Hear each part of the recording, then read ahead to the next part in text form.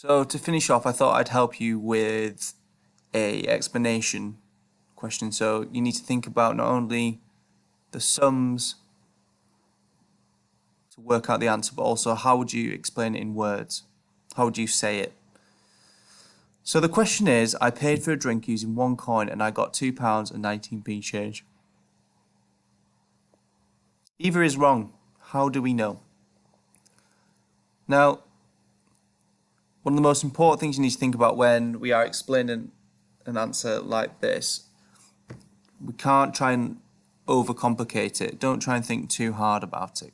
Because when I first read this, I thought about, well, if there's 19p change, then obviously something like 81p was given, or as I say, I just thought very sort of hard about the sort of pennies and things like that.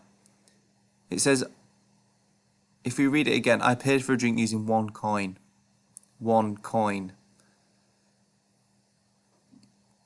That's the answer, really. That helps us to figure out the answer, because the biggest coin that we have is a £2, isn't it?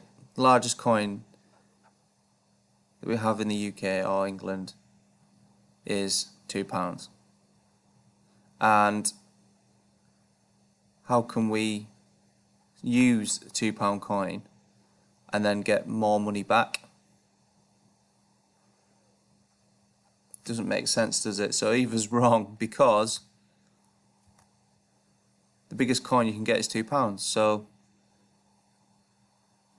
it doesn't work.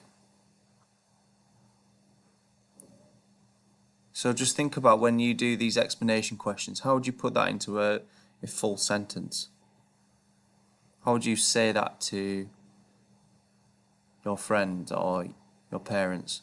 Maybe before you start writing the answer, you tell whoever's working with you the answer, so then you can put it into a sentence together.